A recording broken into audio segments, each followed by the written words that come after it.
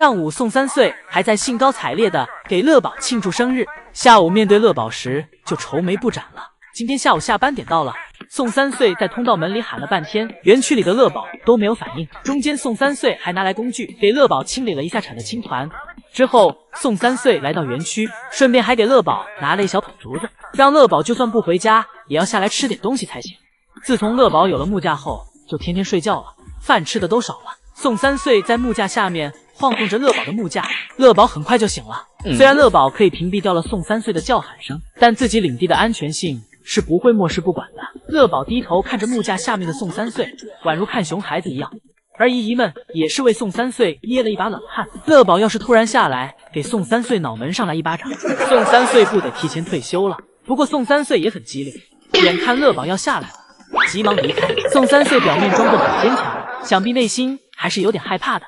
乐宝看着远去的宋3岁，像是在说：“怎么走了？继续晃呀！你怎么不晃了？”乐宝坐在木架上，稍微醒了醒盹后，便从木架上下来了，来到小亭子上吃宋3岁刚才给自己送来的小零食和竹子。原本宋3岁想着乐宝吃完竹子和小零食后就会回家，没想到乐宝吃完后又回到了小亭子上。宋3岁被乐宝拿捏的没有丝毫办法。乐宝又爬上了高高的木架，然后俯视着园区的一切，下一秒倒头就睡着了。今天可能是外面下雨的原因，宝家一家4口都困意十足，都想睡觉。爱宝这里，爷爷给拿来了竹子和胡萝卜，也是同样的没有食欲，就连平时爱吃小零食的瑞宝、辉宝都对其没有反应。两个爷爷今天得空来到园区一起陪姐妹俩玩耍，两个爷爷一人抱着一只，这样不会争风吃醋。爷爷搂着姐妹俩跟姨姨们打招呼，看样子应该是今天福宝在房间里很乖，所以两个爷爷这才有空一起出来。一会儿，两个爷爷给姐妹俩拿来奶盆，给姐妹俩喂奶。这阵仗姨姨们还是第一次见，想必以后姐妹俩的午餐应该都会在园区吃了。两个爷爷给姐妹俩把奶盆放好，倒入兑好的奶水。辉宝很自觉地走向宋爷爷，而瑞宝则主动走向江爷爷。姐妹俩不愧一个叫宋光君，一个叫江小瑞。姐妹俩吃奶时还时不时看看对方的进度如何了，吃着吃着还要抬头看看窗外的姨姨，盆里的奶水吃得满床都是。两个爷爷则就这样在旁边守着。瑞宝吃着自己碗里的，还要惦记妹妹的碗。江爷爷看到瑞宝要去抢奶，立马去制止，而爱宝则趁这个间隙正在室外园区放松心情。爱宝表示，这撒手孩子独自享受自由的感觉简直不要太爽。下午接姐妹俩下班时，两个爷爷还是一起来的，俩爷爷一人怀抱着一只，然后将其抱着向通道门口走去。光君同志在路上还跟姨姨们挥手敬礼，不愧是爱宝教育出来的孩子，就是这般懂礼貌。两个爷爷到达员工通道门口后，将姐妹俩放下，送爷爷回去拿东西，而姐妹俩则交由将爷爷暂时照看。但将爷爷有点手忙脚乱了，可能一不注意就会溜走一只。宝把姐妹俩放在室内，自己来到室外园区享受熊生。只不过姨姨观看的时间不太对，此时爱宝正趴在小亭子上铲青团，爱宝铲着铲着还翘上二郎腿了，铲个青团都安逸上了。爱宝给瑞宝、辉宝放在室内园区撒手不管后，室内园区里的南天宝可遭老罪了。小滑梯旁边的5根南天宝已经倒下1根了，因为这根南天宝是从根部被掰断的，等待它的只有干枯灭亡了。而瑞宝给南天宝一顿摆弄后，像是个没事熊一样走去了小树旁，小嘴巴还在一直吧唧着，像是在嚼着口香糖。瑞宝自己在小树上玩耍着，给小树当成了滑滑梯。眼前这棵小树，瑞宝爬了一会儿，感觉没意思，又换到了另一棵小树上。今天瑞宝是调皮瑞，不断在小树上爬来爬去的。一会儿，爱宝回到室内园区，爱宝趴在小滑梯上休息，瑞宝就骑在爱宝头上爬来爬去。爱宝深深呼着粗气，心中默念轻声的轻声的。爱宝表示还是自己独自在室外园区舒服。爱宝忍受着瑞宝的折腾，没有一点脾气，随意瑞宝在自己身上翻来覆去。但瑞宝不光黏着妈妈，还要在妈妈头上做标记，最后折腾的爱宝实在忍受不了了。爱宝转了个身，倚靠在了小木床的床沿上，直到一会儿宋爷爷的出现，这才让爱宝摆脱了姐妹俩的折磨。爱宝回房间休息，宋爷爷来到园区给爱宝带娃，姐妹俩凑在饮水盆前轮流喝水。宋爷爷拿着手机给姐妹俩记录着这可爱的模样。今天姐妹俩都有点腼腆，都没主动去找爷爷玩，而是宋爷爷主动靠近姐妹俩，姐妹俩这才渐渐敞开心扉。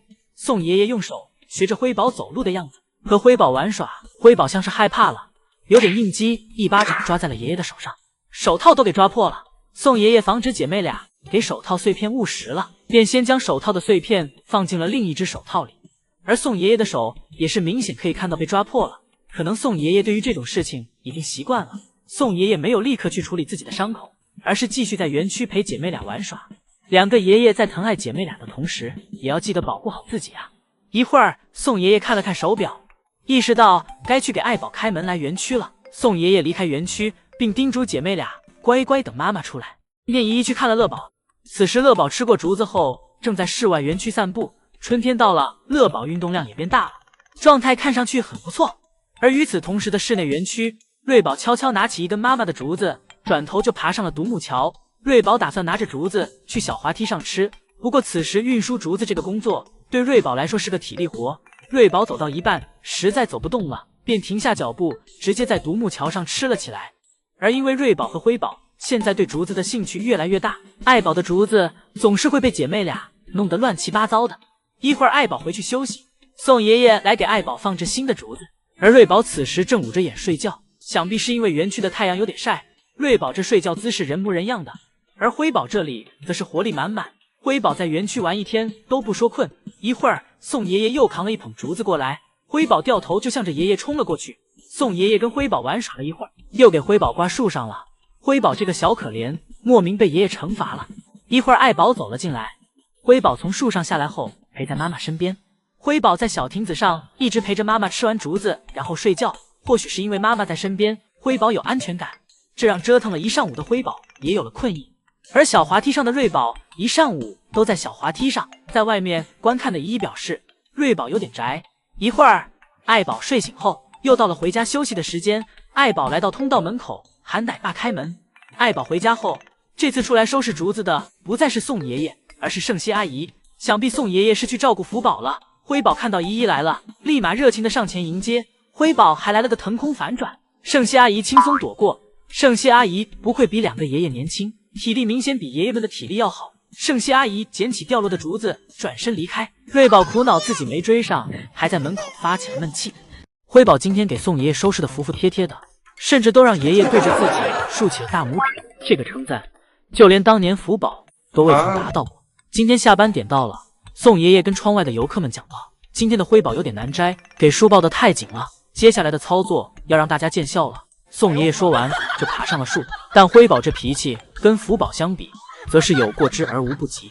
辉宝牢牢抱着树干，而宋爷爷因为辉宝抓着树干也不敢太用力，而且宋爷爷还要保证辉宝的安全，爷孙俩就在树上僵持着，就看谁能坚持到最后。但宋爷爷不仅身体上劳累，还要抵抗自己心理上的折磨。一个100多斤的成年人弄不过一只几十斤的小熊，这很尴尬。而更尴尬的则是瑞宝还在旁边人模人样的看热闹。瑞宝此时当起了吃瓜群众。此时的宋爷爷跟瑞宝相比，瑞宝的样子更像是人。宋爷爷跟辉宝僵持了5分钟，但宋爷爷却是一直找不到机会。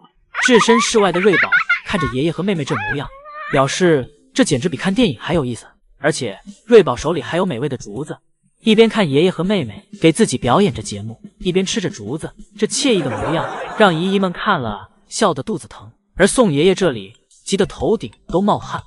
辉宝东挪挪西挪挪，就是不想下去，也不给爷爷抱的机会。就这样，宋爷爷最后以失败告终。宋爷爷一顿操作给自己整得也累了，宋爷爷回房间稍作休息，而辉宝则得意洋洋地继续坐在小树上。一会儿，宋爷爷重新返回园区，给姐妹俩带来了盆盆奶。宋爷爷想看看能不能用盆盆奶吸引辉宝下来。宋爷爷先让瑞宝吃，打算让瑞宝馋馋辉宝。宋爷爷看着树上的辉宝，连连叹气，同时看着窗外围观的游客。宋爷爷无奈地摇了摇头，然后给辉宝竖起大拇指。游客问宋爷爷是不是要下班了，宋爷爷点头表示是的，但是辉宝就是不想下来，无奈只能加班。辉宝这次真是给宋爷爷彻彻底底的整服了。辉宝不愧是被叫做辉大王，